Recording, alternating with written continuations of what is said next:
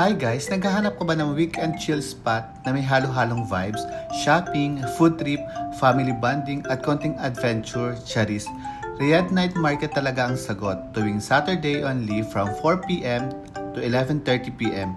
Buhay na buhay ang lugar at feel mo agad yung buzzing energy pagpasok mo pa lang para itong mini festival na open for 3 months. At habang tumatagal, parami ng parami ang mga stalls na nag-o-offer ng kung ano-anong gamit, pagkain at activities.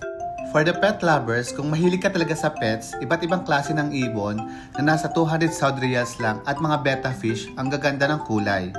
Para sa kids and families, kung may kasama kang bata, sigurado mag-i-enjoy din sila. Meron silang mini animal zone kung saan pwede mag-feed ng animals, playing area na perfect pang-release ng energy ng mga kids. At meron din mascot for kids. Also, shopping galore from abaya to artworks. Habang nag-iikot ka, hindi ka maubusan na mapagpipilian. Meron silang mga abaya na iba't ibang design at tela, mga damit at accessories na suwak sa budget. Artworks na talagang eye-catching, pang-display sa bahay or pang-regalo. At kung plantita at plantito ka naman, marami silang mga halaman at mga bulaklak na pinagbebenta. Nag-i-start ang kanilang presyo ng halaman sa 10 Saudi Riyals. Kaya naman marami kang mabibili dito. Ang isa pa, ang food trip hindi mawawala. Hindi kompleto ang night market mo kung walang food trip. Ang dami ding food stalls. Perfect para sa dinner or light merienda habang naglalakad.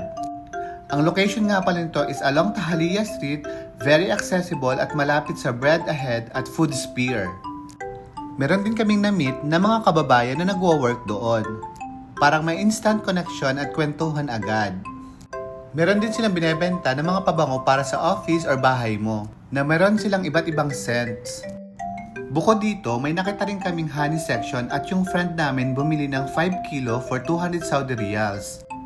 Iba-iba ang presyo nila kasi naman may premium galing abroad at meron ding local. Meron din silang mga artworks na ang gaganda, perfect pang-display sa bahay. At kung gusto mo rin magbenta, good news, pwede ka rin maglagay ng stall.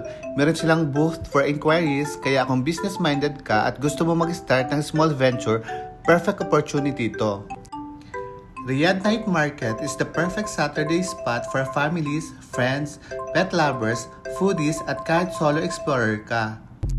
So, goodbye for now. Ingat kayo palagi. God bless.